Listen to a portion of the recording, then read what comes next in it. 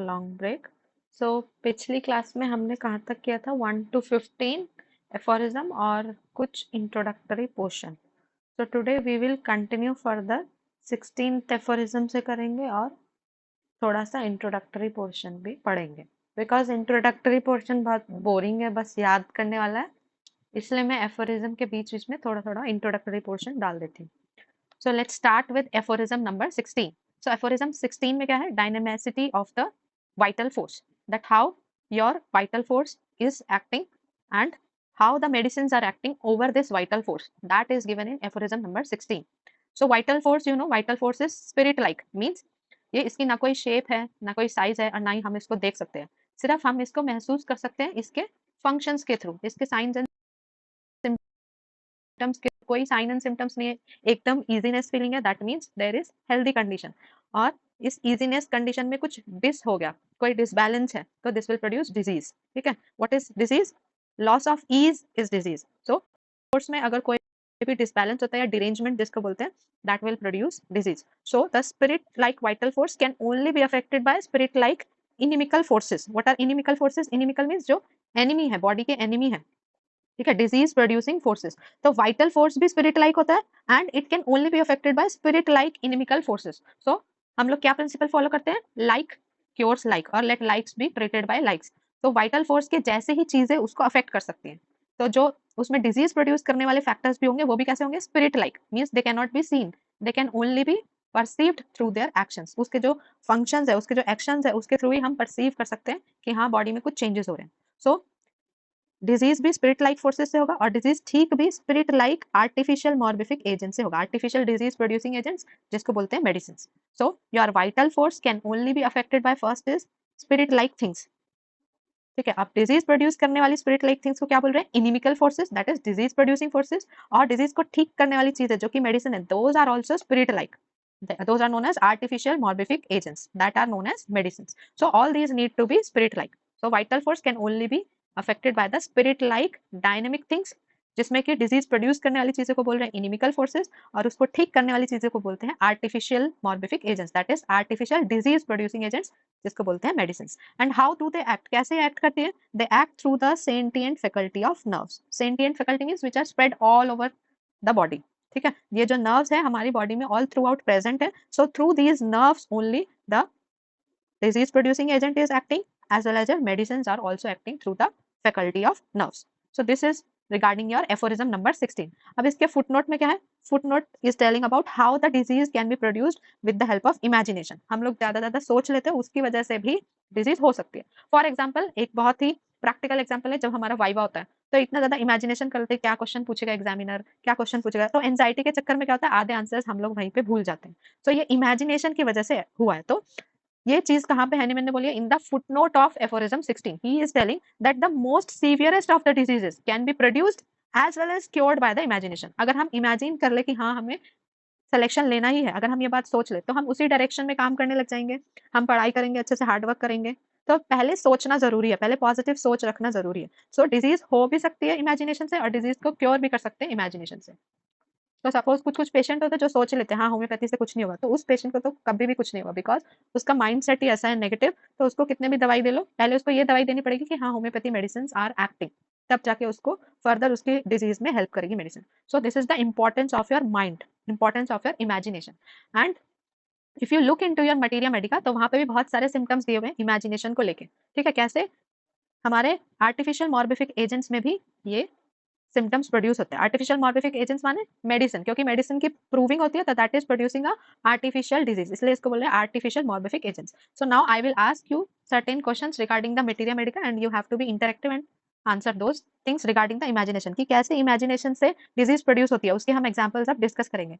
सो बताओ, fear of imaginary things, which medicine? Fear of imaginary things, इतना imagine, very good, very good, belladonna is the correct answer. इतना ज्यादा imagine कर लिया कि उसको अब उसी इमेजिनरी चीजों का डर लगने लगा। Very good, this is belladonna.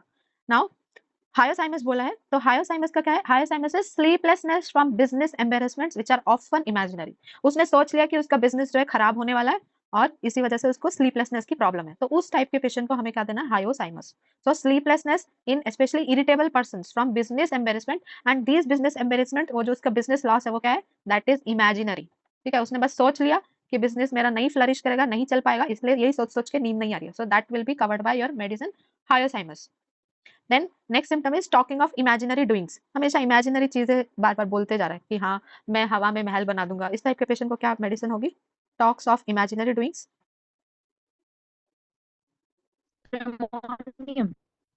This is again hyoscyamus. This is hyoscyamus. Okay.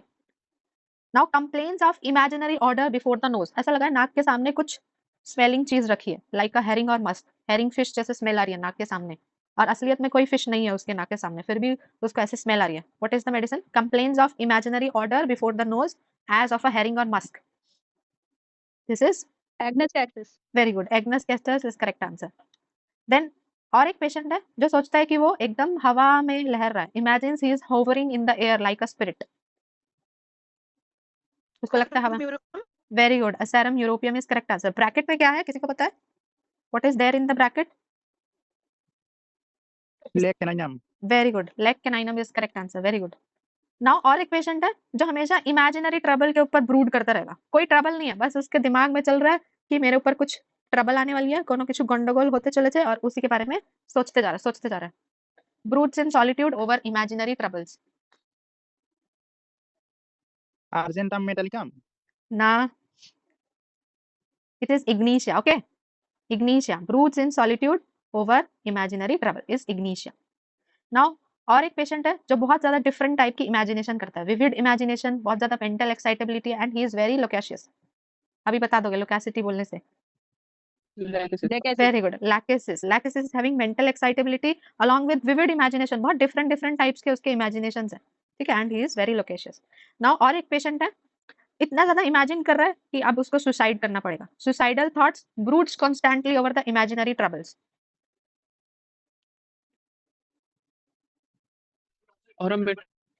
Yes, Aurum metallicum bracket में है, लेकिन ये किस ड्रग का स्पेसिफिक, कहां से लिया ये लाइन? दिस इज नाजा, नाजा ट्राइपोडियंस। ठीक है, नाजा ट्राइपोडियंस को किसने प्रूव किया? ये क्वेश्चन एक बार आया हुआ है, रसल एंड स्टोक्स। ठीक है, रसल एंड स्टोक्स, और ये लाइन थी नाजा की, breeds in solitude over imaginary troubles, and क्या है उसको, सुसाइडल थॉट है साथ में। ठीक है, देन और एक है पेशेंट जो सोचता है उसके दो दो लेग्स हैं, ठीक है, imagines one leg is double. Petroleum. Very good, petroleum is correct, very good. Now और एक पेशेंट है, he is thinking that he is going to die and he is going to be very ill, imagines he is going to die and or be very ill, बस सोच लिया कि मरने वाला है या फिर बहुत बड़ी कुछ बीमारी होने वाली है। Arsenic. That is podophyllum. Okay, that is arsenic में क्या है, फियर ऑफ डेथ, और ये क्या है, imagines he is going to die or be very ill, that is स्पोडोफाइलम। ना और एक पेशेंट है जिसको बहुत ज्यादा एंजाइटी है, किसको लेके, फ्रेंड्स को लेके, और कोई फ्रेंड्स है ही नहीं। ठीक है, एंजाइटी अबाउट रियल भी हो सकते हैं, रियल और इमेजिनरी फ्रेंड्स। सीपिया। वेरी गुड, सीपिया करेक्ट। नाउ और एक पेशेंट है, he is also thinking same like that of petroleum, को जैसे लग रहा है कि उसके दो पैर है, उसको लग रहा है वो पूरी ही डबल है, imagines all sorts of thing that she is double and she is lying cross wise. Very good, stramonium. No, stramonium is correct. Baptisia में भी सिमिलर टाइप का सिम्टम है, बट इमेजिन वर्ड नहीं है। ठीक है, बेप्टिशिया में can not get herself together. ठीक है, and this is stramonium, imagines all sorts of thing that she is double and lying cross wise, that is stramonium. इसके ब्रैकेट में कौन सा ड्रग है? मैंने बोल दिया आंसर में, बोलते बोलते मैंने ही आंसर बोल दिया। Very good, petroleum. Okay, very good. Now come to the next aphorism, that is aphorism number 17। अब एफोरिज्म नंबर 17 का जिस्ट क्या है, ये सब तुम लोग अपनी बुक जो है मेन बुक वहां पे भी लिखते रहो, जो हेडिंग्स यहाँ पे लिखी है अपनी बुक में डायरेक्ट वो सब हेडिंग्स लिखते जाओ, ताकि जब रिवाइज करोगे तो it will be very quick. क्योंकि मैंने पहले ही क्लास में बोला था कि जो भी एफोरिज्म मैं कवर कर रही हूँ वो सारे aphorism you have to go and read from the main book once, क्योंकि एफोरिज्म के मेन लाइन लाइन उठा के वो लोग दे देते हैं, तो एक बार हमें जस्ट माइंड में होना चाहिए कि ये लाइन लिखी हुई है। सो एफोरिज्म 17 का जिस्ट क्या है, that removal of totality of symptom is health, or you can say what is the sole aim of the physician. इसके दो हेडिंग लिख सकते हो। सोल एम ऑफ फिजिशियन क्या है, he has to remove the totality of symptom, और totality of symptom को जैसे ही remove कर देगा that will result in a healthy condition of the patient। ठीक है, तो फिजिशियन को क्या करना है, his highest और his sole aim is to remove the totality of symptom, उसको बस टोटलिटी ऑफ सिम्टम को रिमूव करना है ताकि हेल्थ आ जाए. सो अगर क्वेश्चन में पूछेंगे soul aim of the physician तो आंसर होगा एफोरिज्म 17. और अगर क्वेश्चन में पूछेंगे मिशन ऑफ द फिजिशियन तो क्या होगा answer? aphorism 1. Very good, aphorism 1.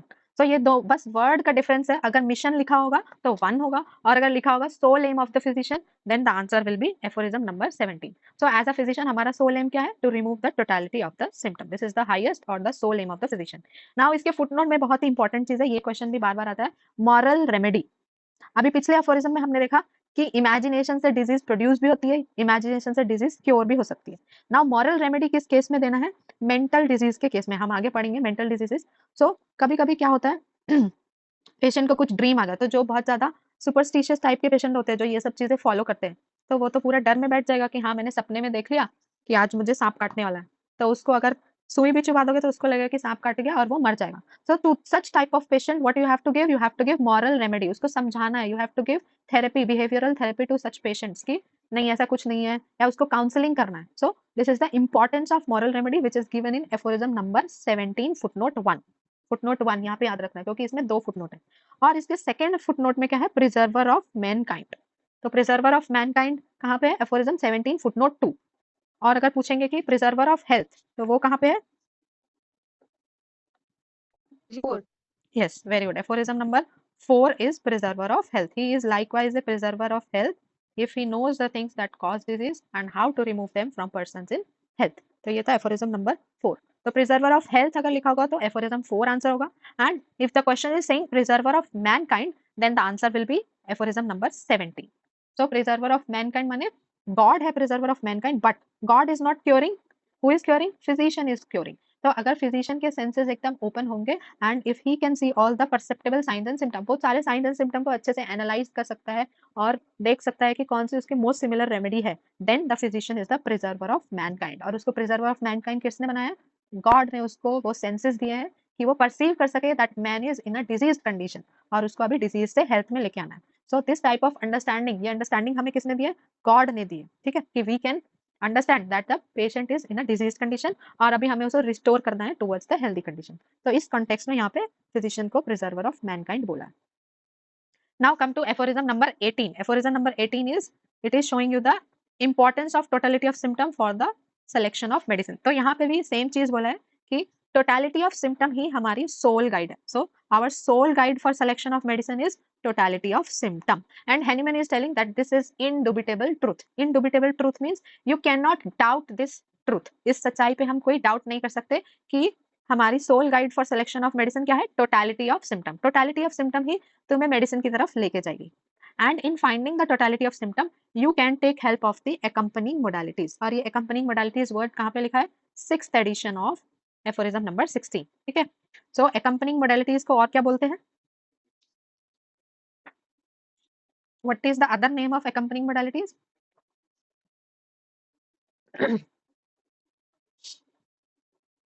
Accessory circumstances. ये क्यों नहीं पता है? ये पता होना चाहिए. Accessory circumstances कहाँ पे पढ़ा है हमने? Accessory circumstances कौन से एफोरिज्म में है? Aphorism number 7. Very good 7. और इसके एग्जाम्पल्स कहाँ पे है? क्या क्या चीजें आती हैं एक्सेसरी सर्कमस्टांसेस में? वेरी गुड पोहर, वेरी गुड. एफोरिज्म 5 में इसके सारे एग्जाम्पल्स हैं. तो क्या क्या है एक्सेसरी सर्कमस्टांसेस में?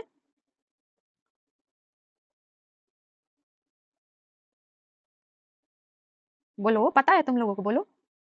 Moral and intellectual character, very good, occupation, age, sex. very good. Ascertainable physical constitution of the patient, moral and intellectual character of the patient, then age, sexual function, social and domestic relationships, और क्या है? mode of living और habits, occupation.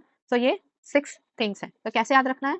P, mom, सास करके. ठीक है, P for physical constitution, M for moral and intellectual character, O for occupation, M for mode of living and habits, S for social and domestic relation, A for age and S for sexual function. तो ऐसे P mom सास करके याद रखना है. ठीक है, ये कहाँ पे गिवन है? एग्जांपल्स जो है ये सब एक्सेसरी सर्कमस्टांसेस के 5. Very good, aphorism 5. और एक्सेसरी सर्कमस्टांसेस वर्ड लिखा कहाँ पे है? एफोरिज्म नंबर 7 में. ठीक है, तो in forming the totality of symptom we have to take the help of these accessory circumstances. और एफोरिज्म 7 में और क्या इंपॉर्टेंट चीज गिवन है? अभी मैंने बोल भी दिया answer. Totality of symptoms. Very good, totality of symptom. तो उसी कॉन्टेक्स्ट में वहां पे accessory circumstances word is given, because in forming the totality of symptom we have to take the help of accessory circumstances. बिना constitution देखे उसके sexual functions ठीक है या नहीं तो टोटलिटी नहीं बन सकती. ऑक्यूपेशन को भी हमें कंसिडर करना पड़ेगा. सो these are the accessory means additional circumstances which help you in forming the totality. accessory word का मतलब ये है additional. जैसे फोन के साथ एक्सेसरीज होती है, ठीक है, हेडफोन, चार्जर. तो these are the additional thing which help in smooth functioning of the mobile phone. Mobile phone को अच्छे से काम करने के लिए चार्जर चाहिए, अच्छे से आवाज सुनने के लिए हेडफोन चाहिए. तो ऐसे ही अच्छे से टोटलिटी ऑफ सिम्टम बनाने के लिए you have to take the help of this accompanying modalities और एक्सेसरी सर्कमस्टांसेस. तो यही क्वेश्चन आता है, accompanying modalities क्या है? एफोरिज्म 18, साथ में याद रखना पड़ेगा 6th एडिशन, ठीक है. एक्सेसरी सर्कमस्टांसेस कहाँ पे है? 7th aphorism. Now aphorism 19 to 21, इसमें क्या डिस्कस किया है? What is curative in medicine. Medicine में ऐसा क्या है जो क्योर करने में हेल्प करता है, और why do medicine cure in disease, how they are curing. तो ये सब चीजें we will discuss. So aphorism 19 discusses regarding the definition of disease, cure and medicine. तो इन तीनों में से कुछ भी आएगा तो आंसर होगा aphorism 19. Definition of disease is given in 19, cure is given in 19 and medicine is also given in 19. So disease क्या है? Disease are alterations in the state of health of the healthy individual. कोई भी एक healthy individual है और उसकी state of health में कोई भी अल्टरेशंस जो होता है उसको हम बोलते हैं डिजीज. देन क्योर क्या है?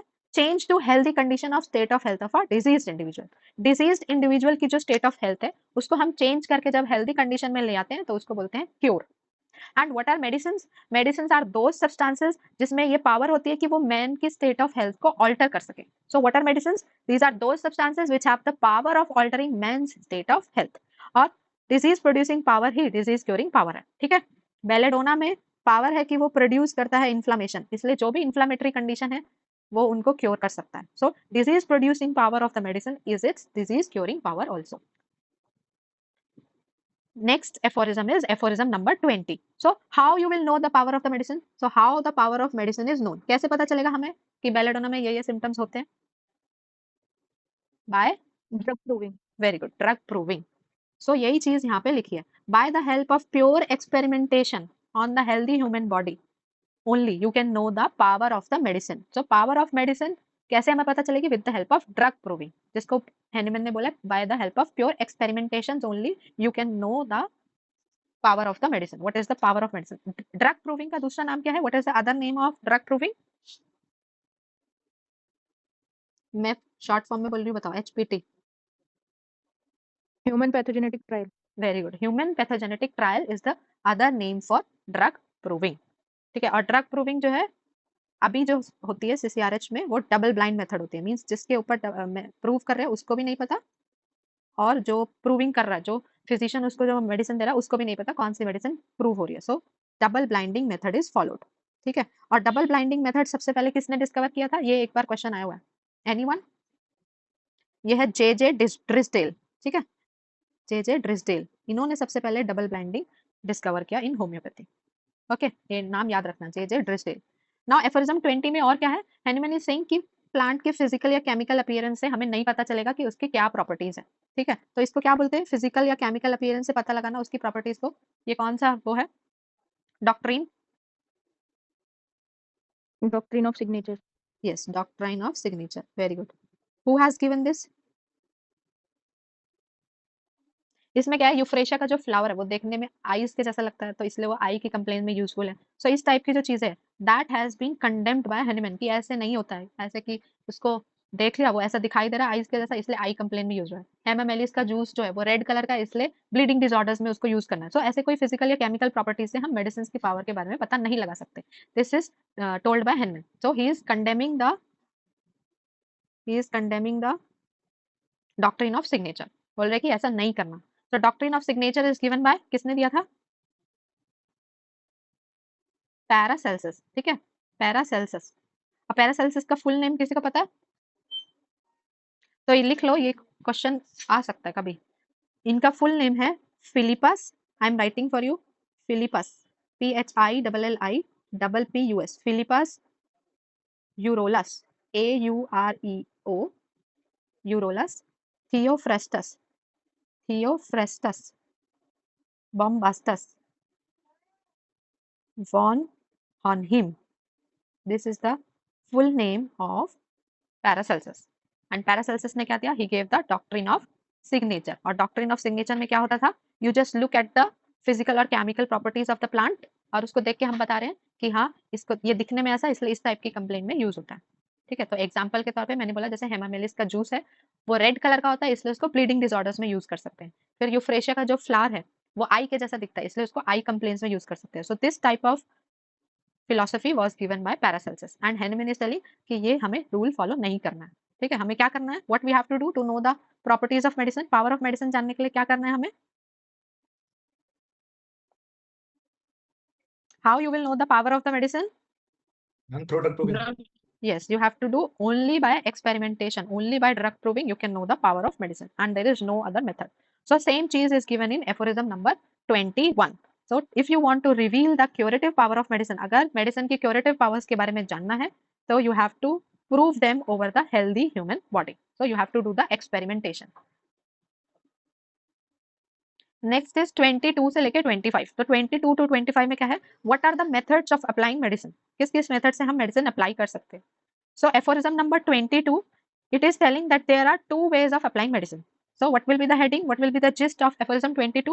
Medicine can be applied on the basis of similia or contraria. So दो ही मेथड है मेडिसिन अप्लाई करने के, one is by the similia method जो कि फॉलो होता है होम्योपैथी में, and what is the principle, similia similibus curanter, that means let likes be treated by likes, and second method is opposite or contraria method, that is antipathy, और इसका principal क्या है, contraria contraris curanter, which means opposite cures opposite. So these are the two methods. तो कैसे याद रखना है, two ways 22 2 to 22 ऐसे याद रखना है। तो two methods of applying medicine are given in aphorism number 22. अब इसके फुटनोट में गिवन है थर्ड मेथड। ठीक है, फुटनोट में है third method, and what is the third method, that is allopathic और हेटेरोजेनस मोड। तो एलोपैथिक मोड और हेटेरोजेनस मोड को बोला है थर्ड मेथड। तो क्वेश्चन आएगा what is the third method और third mode of application of medicine, so that is allopathy और heterogeneous mode. Hetero means different या फिर एलोज मींस भी dissimilar. So what is the meaning of allopathy, ऐसा एक treatment का procedure where there is no direct pathological relation between the disease and medicine. Disease और medicine के बीच में कोई पैथोलॉजिकल रिलेशन नहीं है, ना ही सिमिलैरिटी का रिलेशन है जैसे कि होम्योपैथी में होता है, और ना ही ऑपोजिट रिलेशन है जो कि एंटीपैथी में होता है। सो इसमें कोई रूल नहीं है, there is no fixed rule. So allopathy का मीनिंग भी सेम है, allos means dissimilar and pathos means suffering. So medicine will be dissimilar to the suffering of the patient, that is the meaning of allopathy. And allopathy को क्या बोला है, इनजुडिशियस system of therapeutics. ठीक है, this is not a good system, this is injudicious system of therapeutics. And यहीं पे Hahnemann ने बोला है इंटेलिजेंट फिजिशियन के बारे में। So intelligent physician again it is given in 22 aphorism. So it is intelligent physician कौन है, जो होम्योपैथिकली पेशेंट को ट्रीट करता है। The one who treats the patient homoeopathically is an intelligent physician. So as per Hahnemann you all are intelligent physician. ठीक है, हम सब क्या है, इंटेलिजेंट फिजिशियन है। सो अब हैनिमैन की नाक नहीं कटवानी है, जो उन्होंने बोला उसको फॉलो करना है। You have to become an intelligent physician. And how you will become intelligent? You have to get selection in MD. This is your primary definition of intelligence. Then allopathy का और क्या बोला है, मर्डरस गेम। ठीक है, इसमें इतने different types के ट्रीटमेंट हैं, those are dangerous violent medicine को यूज करके जो ट्रीटमेंट यूज हुए, इसलिए इसको बोला है this is a murderous game, because at last जो है पेशेंट की डेथ हो जाती है इसमें, and nothing is gained. So due to the use of dangerous and violent medicine जिसका एक्शन भी नहीं पता है, whose actions are also unknown, और ये ऐसे continue, we were discussing that why allopathy is called murderous game, क्योंकि इसमें क्या है, they are playing with the life of the patient। कैसे, because they are using dangerous methods and violent medicine, और इनकी मेडिसिन का एक्शन भी नहीं पता, because they are not being tested on the human body, lower animals पे उसको test किया। सो लोअर एनिमल पे जो उसका एक्शन है और ह्यूमन पे जो उसका एक्शन है, दैट इज बहुत far more difference between the two, दोनों में बहुत अंतर है। सो दैट इज वाई वो अपनी मेडिसिन को एक थ्योरी के ऊपर यूज कर रहे हैं, and they are using the medicine in large and frequent doses, large dose में देते हैं और बार बार रिपीट कर रहे हैं। So that is why allopathy is termed as murderous game by Hahnemann, and this is given in footnote to 6th edition. Okay, footnote 22 में तो है, लेकिन 6th एडिशन वाले फुटनोट में, not 5th edition. Now come to aphorism number 23. Aphorism 23 में he is discussing regarding the antipathy, and what he is telling that antipathy does not cure. ठीक है, तो 22 में two ways of curing, two ways of applying medicine. Two ways of applying medicine. What are those? One is similar mode and another is opposite. Similar is homeopathy and opposite is antipathy. And इसके footnote में है your allopathy. So antipathy के बारे में now he is taking up in the 23rd aphorism. What he is telling that antipathy does not cure. So antipathic method में क्या होता है, there is transient alleviation of symptoms, means एक particular time being के लिए patient को आराम मिलेगा। So for a short time the patient will be relieved. लेकिन उसके बाद क्या होगा? Increased aggravation afterwards. पहले जो symptom की intensity थी उससे भी ज्यादा intensity में वो वापस आएगा. So first there is transient alleviation of the symptom followed by increased aggravation afterwards. ठीक है. Now you tell me what are the other names for antipathy. Antipathy के दूसरे नाम क्या है? मैंने निमोनिक भी बताया था, कैसे याद करना है? Homeopathy, palliative method of treatment. Yes, palliative. Then Enantiopathy. yes. ऐसे याद रखना, POSE, पोज. पोज बनाते हैं ना फोटो खिंचाने के लिए. सो एंटीपैथी के भी वही नाम है. P for palliative, O for one sided treatment. One sided क्यों? जो इसमें एक मोस्ट ट्रबलसम सिम्टम होता है उसी को लेके ये लोग दवाई देते हैं, सारे सिम्टम्स को कंसिडर नहीं किया जाता है. Then S for symptomatic treatment, symptomatic treatment. And E for enantiopathy. So पोज palliative treatment, one sided treatment, S for symptomatic treatment and E for enantiopathy. These are the different names of antipathy. Now regarding the bad effects of antipathy, यानी मैंने और कहाँ पे बोला है? Aphorism 56 में बोला है, 58, 59, 60, 61 and 62 इन 5 एफोरिज्म में एंड इन एफोरिज्म नंबर 69. सो कहाँ पे बोला है? 23, 56, then 58 से लेके 62 तक and 69. So all these aphorism discuss regarding the bad effects of antipathy. Next aphorism number 24. Aphorism number 24 में क्या है? That there is no other mode of cure than homeopathy. Only homeopathy से ही cure possible है. There is no other method of curing. So you have to apply your medicine which are most similar to the disease. ऐसी ही medicine select करनी है जिसके symptoms most similar to the disease है. Means the medicine which covers the totality of the symptoms. और ऐसे medicine हम कौन से method में देते हैं? In case of homeopathy only. So this is told in aphorism number 24. And aphorism number 24 में ही first time the homeopathy word is used. अभी तक 1 to 23 में अगर देखोगे कहीं पे भी homeopathy word नहीं लिखा है. ठीक है. 24th में ही सबसे पहले homeopathy word is written. And first time he has introduced that how you should apply the homeopathic medicine according to the principle of similar. So यहाँ पे बोल दिया इन्होंने most similar method में medicine को apply करना है. So first time homeopathy word भी use किया and first time he has introduced कि कैसे medicine को similar symptoms के according जैसे कि homeopathy में apply करते हैं तो उसी type से apply करना. This is written in aphorism number 24. Now come to the aphorism number 25. 25 में क्या है? The similar medicine only can remove the totality of symptoms. ठीक है. Only the similar medicine, that is only the homeopathic medicine, क्योंकि similarity के base में homeopathic treatment होता है. So only the homeopathic medicine can remove the totality of symptom. And in the aphorism he is telling कि while selecting homeopathic medicine हमने किन चीजों पे ध्यान देना है? First is greatest number of symptom similarity. जितना ज्यादा symptoms को वो cover कर सके उस type की medicine हमें select करनी है. And you have to give that medicine in suitable dose and in the suitable potency. ठीक है. पेशेंट के अकॉर्डिंग उसको सुटेबल डोज में देना है और सुटेबल पोटेंसी में देना है. So first condition is you have to select that medicine जो कि सबसे ज्यादा सिमिलर सिम्टम्स को कवर करती है एंड सेकंड उसको प्रॉपर डोज और पोटेंसी में देना. अगर हम ऐसा करेंगे तो क्या होगा? The cure will be rapid, radical and permanent. So rapid, radical and permanent cure के लिए क्या चाहिए? होम्योपैथिक मेडिसिन और उसके कुछ कंडीशंस है. Greatest number of symptom similarity को कवर करनी चाहिए and second it should be in proper dose as well as proper potency. Next is इसका फुटनोट है. तो फुटनोट में याद रखना है इसका कैलाइडोस्कोप के बारे में दिया हुआ है. What is kaleidoscope? कैलाइडोस्कोप ये है. कैलाइडोस्कोप ये एक इंस्ट्रूमेंट होता है और ये ऐसे ट्रायंगुलर मेथड में बना होता है. ये 3D में है ऐसे. ठीक है. सो तीनों तरफ यहाँ पे मिरर्स है और कुछ कलरफुल मटेरियल्स इसमें फिल्ड होते हैं. सो मिरर के रिफ्लेक्शन की वजह से बहुत डिफरेंट कलर्स इसमें दिखाई देते हैं. सो दिस पर्टिकुलर सब्सटेंस और particular object is known as kaleidoscope. इसको कैलाइडोस्कोप बोलते हैं. और इसमें तीनों ही ट्राइंगल जो है उसमें क्या लगा हुआ है? मिरर्स है और कुछ कलर्स फिल्ड हैं. तो जब मिरर में एक दूसरे की इमेज बनेगी तो बहुत डिफरेंट कलर्स इसमें दिखाई देते हैं. तो इसको कैलाइडोस्कोप के बारे में यहाँ पे क्यों बोला है? ही is telling that old school physician, that means your allopathic physician इतना ज्यादा इग्नोरेंट है रिगार्डिंग हिज प्रिस्क्रिप्शन कि वो इतने सारे मिक्सचर यूज करते हैं अपने मेडिसिन में जिनके बारे में उनको खुद भी नहीं पता कि क्या रिजल्ट होने वाला है. And their method is only based on systemic pathology. Pathology में जो रिपोर्ट आई उसके अकॉर्डिंग कुछ भी मेडिसिन दे दिया. ये वाला बैक्टीरिया तो ये मेडिसिन, फिर उसके साथ ये एक करेक्टिव मेडिसिन होनी चाहिए, एक एडजुवेंट मेडिसिन होनी चाहिए. तो इस टाइप से 4-5 मेडिसिन मिला के वो दे देते हैं. So why he has used the word kaleidoscope कि इतने ज्यादा अननोन कलरफुल कलर्स जैसे कैलाइडोस्कोप में होते हैं ऐसे ही allopathic physician their prescription is also full of different unknown medicines.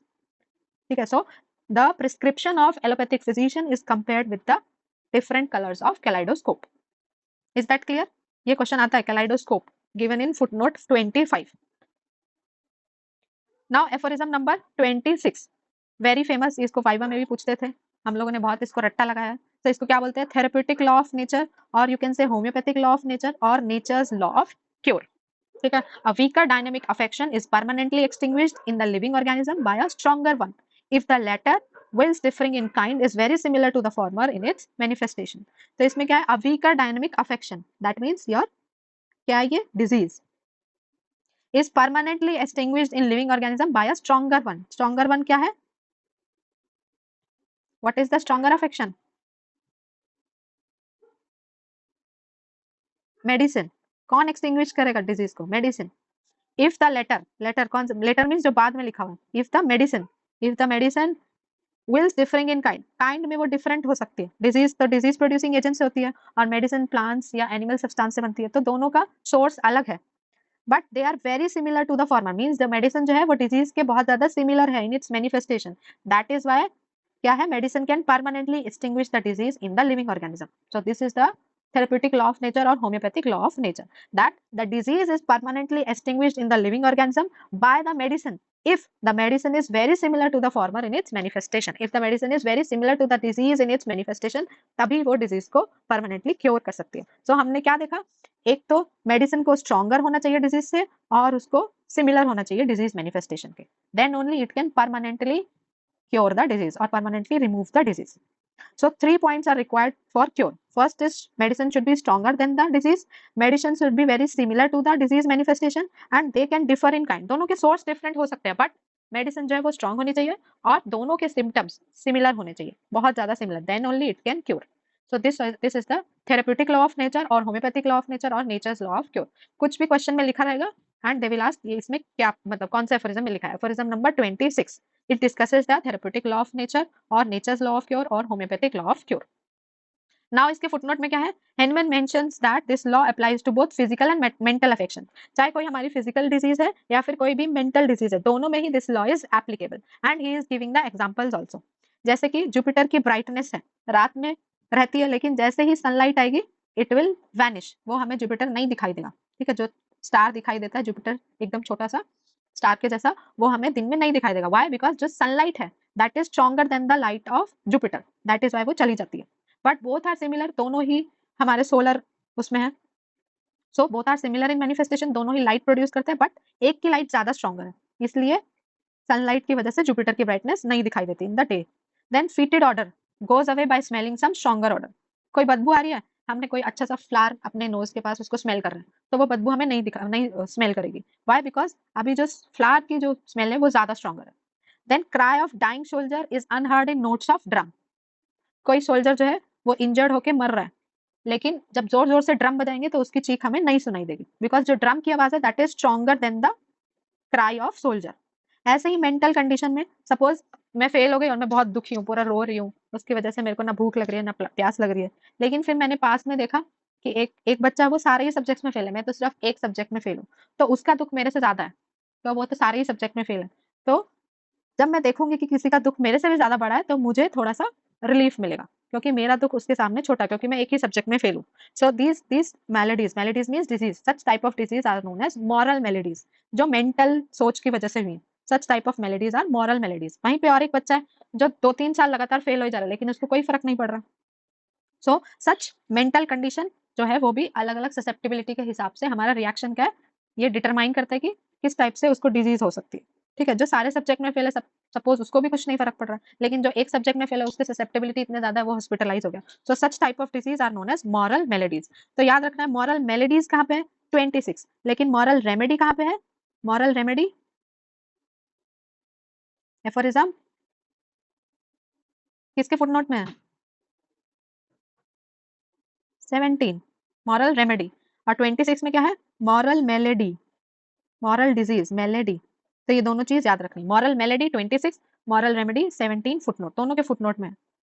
Now there is some additional information जिसमें क्या है कि हेनेमन के पहले कुछ ओल्ड स्कूल फिजिशियंस थे who have seen the similia before Hahnemann. ठीक है, these are old school physician जिन्होंने सिमिलिया को ऑब्जर्व किया कि सिमिलर मेथड से भी ट्रीटमेंट हो सकता है before the Hahnemann analysed it. So these are Hippocrates, Boulduc, Detharding, Bertholon, Thoury, Stoerck and Stahl. इन्होंने क्या क्या देखा वो हम इंट्रोडक्शन जब पढ़ेंगे आई विल टीच यू, अभी के लिए सिर्फ नाम जान लो that there are certain old school physician जिन्होंने सिमिलिया को ऑब्जर्व किया before Hahnemann, Hippocrates, Boulduc, Detharding, Bertholon, Thoury, Stoerck and Stahl. Next, aphorism 27. Along with superiority, similarity of medicine is also required. So same thing he is telling that medicine strength में तो greater होनी ही चाहिए from the disease. Disease से strength में बड़ी होनी चाहिए और उसके साथ और क्या चाहिए? It should be similar to the disease in its manifestation. So curative power of medicine दो चीज पे depend करती है. First is similarity of the medicine to the disease and second is वो strength में भी superior होनी चाहिए than the disease. So similarity and superiority. अगर ये दो चीज रहेंगी तो cure will be surest, radical, rapid and permanent. And aphorism 27 से लेके 35 except 29. So 27, 28, then 30, 31 to 35 ये सारे aphorism first time came in second edition. ठीक है, first edition में ये सब aphorisms नहीं थे. Okay, so in first edition these aphorisms were absent. ये कब आए? They came in the second edition. So first edition में कितने aphorisms है? How many aphorisms are there in first edition?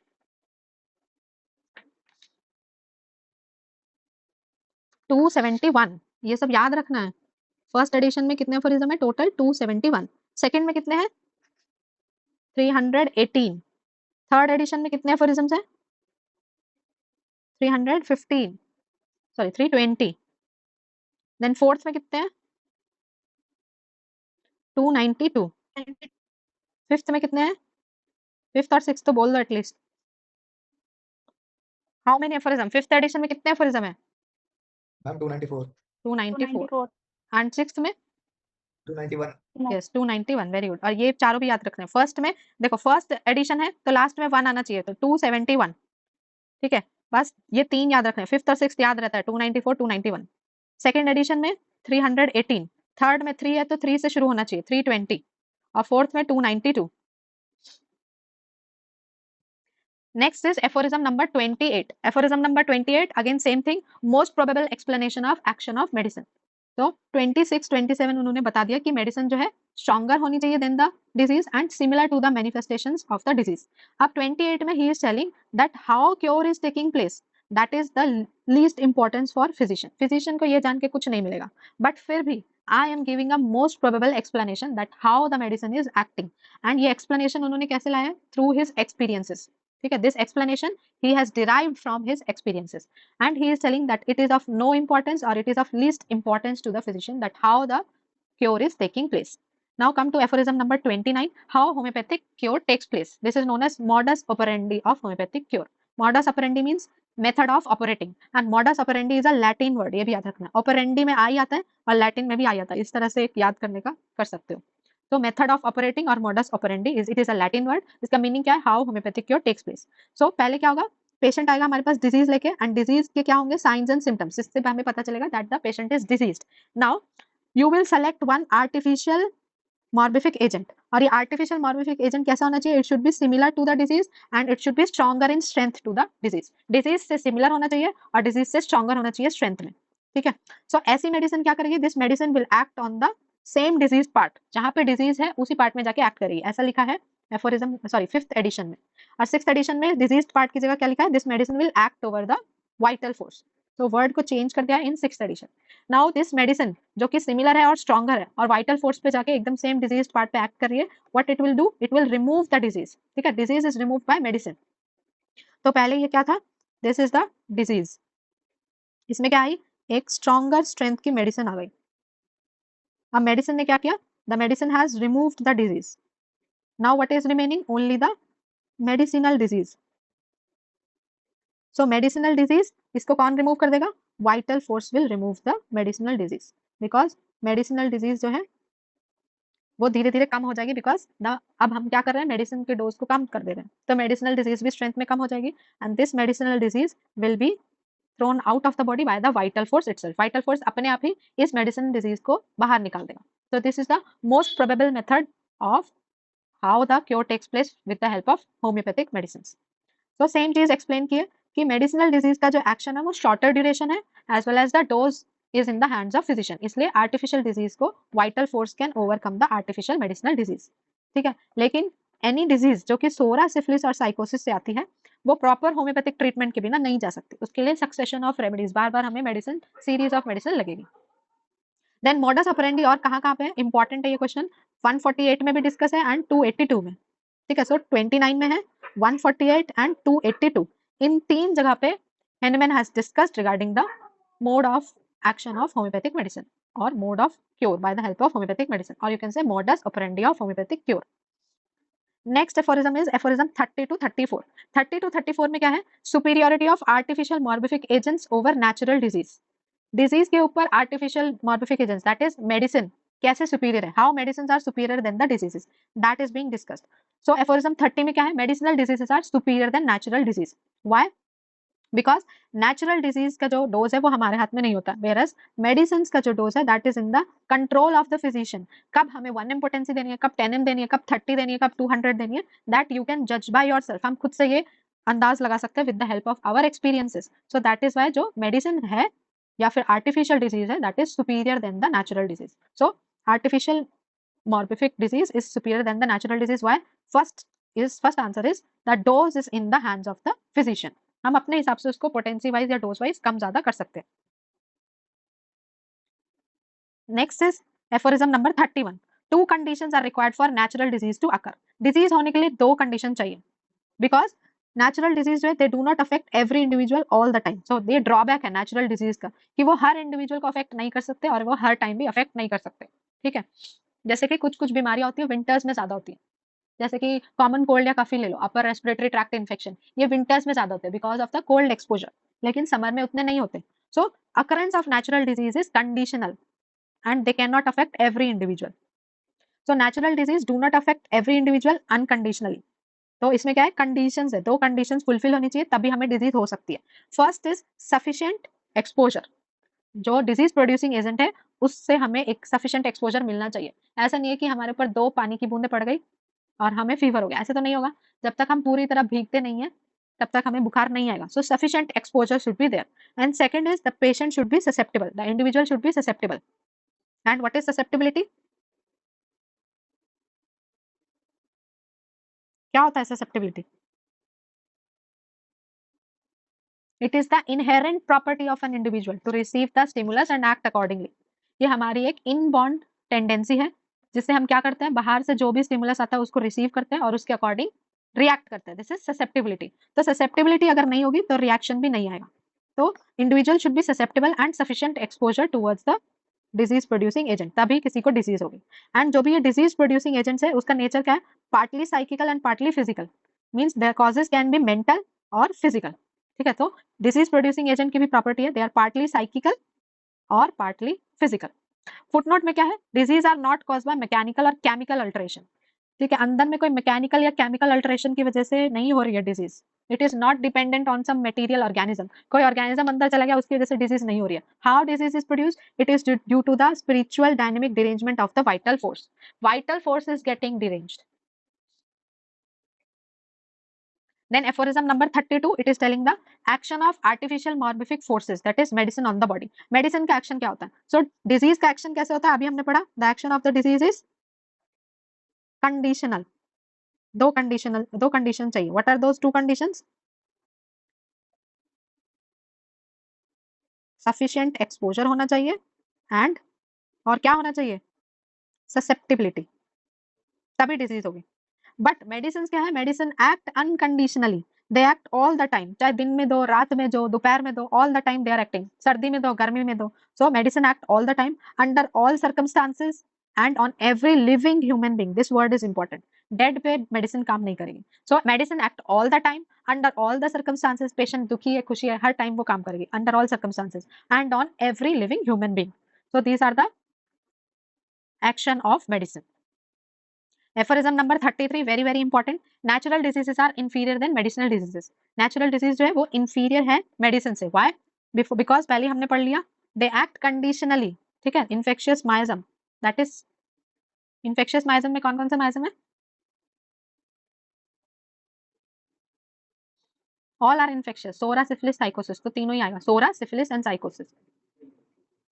सो ये जो माइजम है they act conditionally but medicine act unconditionally, that is why medicine जो है वो सुपीरियर है देन द नेचुरल डिजीज, या फिर natural disease are inferior to the medicinal disease. Now इसके फुटनोट में क्या है, फुटनोट में एफोरिज्म के हेनिमैन ने बोला है, एक पॉइंट दिया है why medicine are superior than the natural disease, because he is telling that in the year 1801 there was an outbreak of scarlet fever or scarlatina in Koningslutter, जगह का नाम है Koningslutter। तो ये तीनों चीज याद रखनी है, देयर वाज आउटब्रेक ऑफ स्कारलेटिना इन कोनिंग्सलटर इन 1801। और इस एपिडेमिक में जिन बच्चों को पहले से ही बेलेडोना दे दिया गया उनको स्कारलेट फीवर नहीं हुआ। So in this which medicine was used, ये क्वेश्चन आता है कोनिंग्सलटर में स्कारलेटिना के लिए which medicine was used as a prophylactic और as a preventive medicine, that is belladonna was used. So those children जिनको पहले से ही बेलेडोना दे दिया गया they were free from this scarlet fever. So Hahnemann is telling that medicinal power are superior than natural disease because they can prevent the natural disease also। एक तो वो क्योर भी कर सकती है and they can also prevent before the happening of the natural disease, before the occurrence, उससे पहले की डिजीज हो वो उसको प्रिवेंट भी कर सकती है, इसलिए भी medicinal diseases are superior than natural disease। Now there was again one more epidemic, that was epidemic of typhus fever, जो कि कब हुआ था 1813 में, ये क्वेश्चन भी आता है। and which medicines were used by Hahnemann, Bryennia and Rustox were used by Hahnemann for treating the typhus fever। तो टाइफस फीवर किससे होता है, एपिडेमिक टाइफस एजेंट है बैक्टीरिया, ठीक है, causative organism is bacteria, which bacteria, Rickettsia prowazekii, ठीक है, rickettsia, ये याद रख लो पीएसएम में आएगा, रिकेट्सिया प्रोवाजेकी। और वेक्टर क्या है, what is the vector for epidemic typhus, photo देख के ही बोल दो, फोटो तो लगाया है, लाइस, वेक्टर इज लाइस। ये दोनों क्वेश्चन पीएसएम में पूछेंगे, फ्लाइज नहीं पद्माल, lice, okay, lice, this is lice not fly. Next is, और एक टाइफस होता है स्क्रब टाइफस, स्क्रब टाइफस किससे होता है, what is the causative agent and vector, vector है माइट स्क्रब टाइफस का, और इसका भी ये बैक्टीरिया से होता है, it is Orientia, Orientia tsutsugamushi, okay, tsutsugamushi T से स्टार्ट होगा, ये याद रखना, TSU tsutsugamushi, this is bacteria which is causing scrub typhus. और किससे ट्रांसमिट होगा, it is transmitted through mite, vector is mite. So typhus में क्या यूज किया था, ये क्वेश्चन आता है, this is rhus tox and bryonia. Now medicinal disease must be stronger and similar to natural disease, अभी तक आज पूरी क्लास में हमने यही पढ़ा कि मेडिसिनल डिजीज जो है वो नेचुरल डिजीज से स्ट्रॉन्गर होनी चाहिए and similar in its manifestation. Now you come to the Hahnemann's main writings, ये सारा पूरा टोटली याद करने वाला पोर्शन है। सो फर्स्ट राइटिंग थी उनकी MD thesis at Erlangen university, तो उस MD थीसिस का टॉपिक पूछा जाता है, what was the topic, a consideration of aetiology and therapeutics of spasmodic affections. और ये कब लिखी थी, 10 अगस्त 1779। ऑन दिस डे हेनिमैन ने अपनी MD कंप्लीट की थी, 10 अगस्त 1779। और MD थीसिस का नाम क्या है, a consideration of aetiology and therapeutics of spasmodic affection, ये क्वेश्चन आता है। और एक क्वेश्चन आता है MD कहाँ से कंप्लीट की थी, अर्लैंगन यूनिवर्सिटी। देन 1790 में this is the first original medical work, ठीक है, पहले तो ये तो स्टूडेंट वर्क है, ओरिजिनल मेडिकल वर्क क्या है हेनिमैन का, on the treatment of scrofulous sores, ठीक है, ये क्वेश्चन भी आता है। This was published in Leipzig and published in 1790, on the treatment of scrofulous sores, ये 1790 में आई थी। देन 1790 में ही also translated the Cullen's materia Medica, a treatise on materia medica by William Cullen. Then 1792 में ही wrote friends of health, very important, ये question भी आता है। देन फार्मास्यूटिकल लेक्सिकॉन, ये 4 वॉल्यूम्स में आया between the year 1793 to 1799। Then 1796 को पहले तो बोलते हैं birth year of homeopathy and this is our hill 6। So 1796 is known as the birth year of homeopathy as per Richard Hale। And 1796 में क्या लिखा था उन्होंने, he wrote essay on new principles for ascertaining the curative powers of drugs। तो ये essay on new principles ये कहाँ पे पब्लिश हुआ, in the Hooflands Journal, ये भी याद रखना है।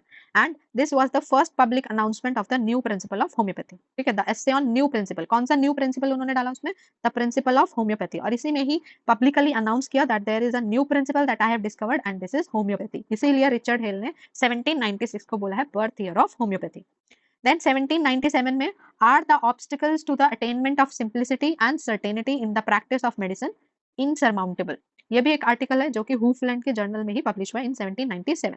देन इंपॉर्टेंट इज 1801, अभी जो हमने एग्जांपल पढ़ा 33 का फुटनोट बेलेडोना वाला, सो वहीं पे उन्होंने लिखा है essay on small doses of medicine and of belladonna in particular published in Hufeland's journal.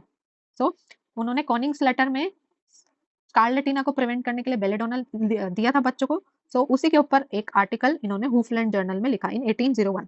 सो ये दोनों चीज एक साथ याद रखनी है। देन 1801 में क्या है, cure and prevention of scarlet fever, क्योंकि उस टाइम स्कारलेट फीवर बहुत फैल रहा था, एपिडेमिक हुआ था, तो ये दोनों चीजें रिगार्डिंग स्कारलेट फीवर, पहले बेलेडोना का article and cure and prevention of scarlet fever, both of them came in 1801। Then 1803 में on the effects of coffee, and this is translated by W.L. Breyfogle in 1875, और English में उन्होंने translate किया on the effects of coffee.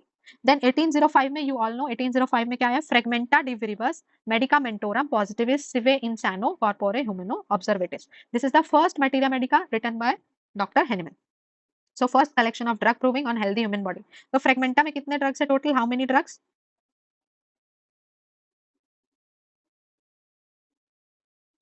कितने drugs है Fragmenta में? 27। And how many parts are there of Fragmenta के कितने पार्ट्स है?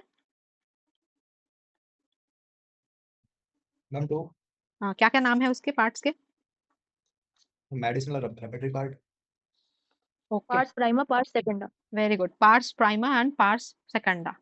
Parse prima and pars secunda. Pars prima में क्या है, materia medica of 27 drugs, and pars secunda में क्या है, रिपर्टरी पार्ट, और यू कैन से इंडेक्स। ठीक है, सो इंडेक्स बाद में। Very good.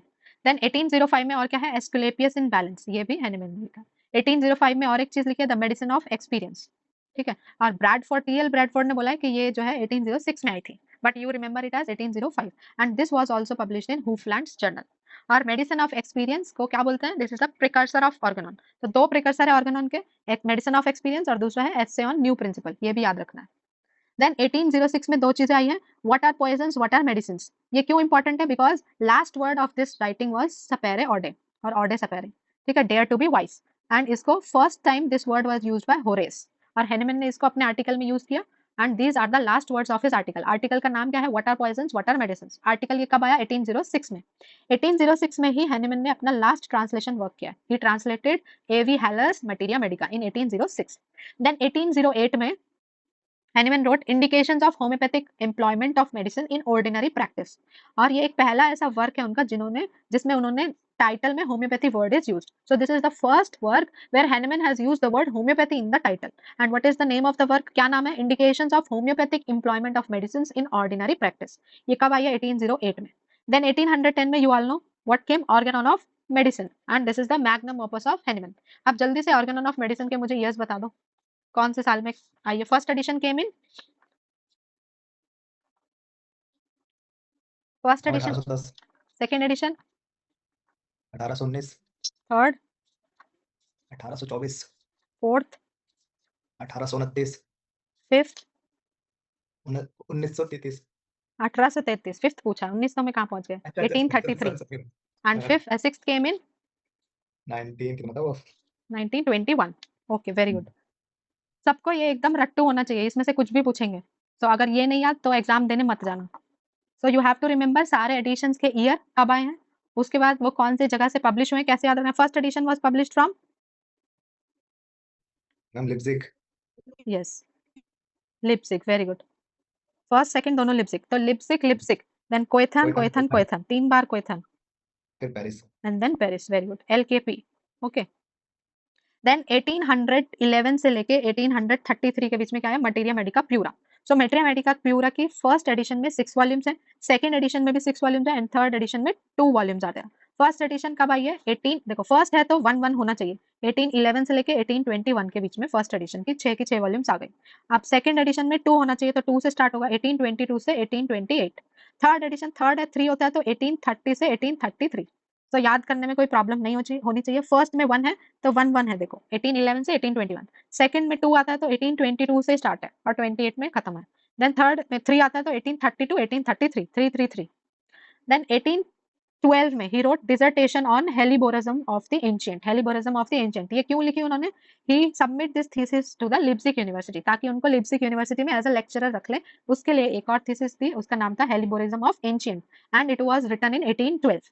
देन 1813 में spirit of homoeopathic doctrine of medicine. 1817 में ही wrote examination of the common sources of materia Medica.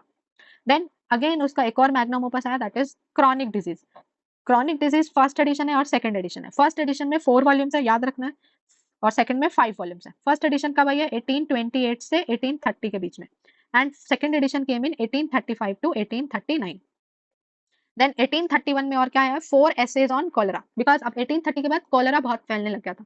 So 4 essays on cholera he wrote in 1831 and he used 3 medicines. What are those 3 medicines? Camphor, cuprum and veratrum album. Treatment के लिए he used camphor, cuprum and veratrum album, but as a prophylactic या फिर as a preventive medicine उन्होंने 2 medicine use की, cuprum and veratrum album. Camphor नहीं use किया. So cuprum metallicum and veratrum album for prevention, और treatment के लिए camphor, cuprum and veratrum album. Then 1832 में he wrote the preface to Bonninghausen's repertory of antisoric remedies. Antisoric repertory of antisoric medicine में कितने medicine है? How many medicine are there? 52. Okay, जिसमें से 50 are psoric medicine and 1 is thuja and 1 is medorrhinum. Then aude sapere, aude sapere is a Latin word जिसका meaning क्या है? Aude, aude is from derived from audere, audere word से लिया जिसका meaning है to dare, and sapere means to be wise. तो इसका meaning क्या है? Dare to be wise. और क्या मीनिंग है? According to Pierre Schmidt he tells dare to know, or according, this is according to Pierre Schmidt, dare to know. And according to Richard Hale, he says that the meaning of Aude sapere is have the courage of your own convictions. तो ये तीनों language में याद रखना है। dare to be wise, Pierre Schmidt ने क्या बोला? dare to know. Richard Hale ने क्या बोला? have the courage of your own convictions. This word was first used by Horace. And Hahnemann ने फर्स्ट टाइम अपनी राइटिंग में कहाँ पे यूज किया? What are poisons, what are medicines, and ये कब लिखा? 1806 में। एंड बाद में हैनमैन ने इसको as a motto of organon of medicine use किया from second edition till 6th edition. तो सेकंड से लेके 6th एडिशन का मोटो क्या है? ऑडे सपेरे। फर्स्ट एडिशन का मोटो क्या है? Dillard's poem. Very good, Gellert's poem. Gellert's poem is the motto of first edition. Now biographies of Hahnemann. Biographies of Hahnemann यहाँ से भी बहुत बार क्वेश्चन आता है। सो जेसी बर्नेट, इन्होंने क्या लिखा? एसे मेडिकस, ठीक है, एसे मेडिकस, या फिर इंग्लिश में इसका ट्रांसलेशन है Hahnemann as a man and as a physician and the lesson of his life, ecce medicus. So J C Burnett में सी आता है, तो एसे में भी 2 सी है, एसे मेडिकस। तो ये किसने लिखा है? जेसी बर्नेट। ईयर भी याद रखा है, 1881। देन टी.एल. ब्रैडफोर्ड, ये सबसे ज्यादा most famous biography of Hahnemann, the life and letters of Hahnemann. So T L, T for the, L for life, ऐसे याद रख लो। टी.एल. ने क्या लिखा? The life and letters of Hahnemann, 1895 में। Then Richard Haehl, Richard Haehl ने क्या लिखा? क्या लिखा? Samuel Hahnemann, his life and work, ठीक है। हेल, हेल में हैनमैन और लाइफ एंड वर्क 1922 में आया। देन रोजा वॉग हॉबहाउस, रोजा वॉग हॉबहाउस, इन्होंने क्या लिखा? Life of Christian Samuel Hahnemann, founder of homoeopathy, ये आई 1933 में। Then next biography is written by Martin Gumpert, इन्होंने लिखा Hahnemann the adventurous career of a medical rebel, 1945 में। Then Trevor M Cook, so Cook क्या करना चाहिए? कुक क्यों करते हैं? लाइफ के लिए कुक करते हैं और टाइम पे कुक करना चाहिए। तो इसको क्या रखना है? टीएम कुक को कैसे याद रखना है? Samuel Hahnemann, his life and times. So life के लिए कुक करते हैं और टाइम से कुक करना चाहिए, तो ऐसे याद रख लेना। TM Cook he wrote Samuel Hahnemann, his life and times, 1981 में आई है। देन रिमा हैंडली ने 2 बुक लिखी है, the homoeopathic love story, the story of Samuel and Melanie Hahnemann, 1900 में ये बुक आई, एंड 1997 में आई है in search of letter Hahnemann. ये दोनों बुक्स लिखी है रिमा हैंडली ने, ठीक है, रोमांटिक वाली and your letter Hahnemann, love story and letter Hahnemann, दोनों एल से स्टार्ट है, love story and letter Hahnemann by Rima Handley. एक आई है 1900 और एक आई है 1997। So this concludes your today's class. Thank you for your patience hearing and good night.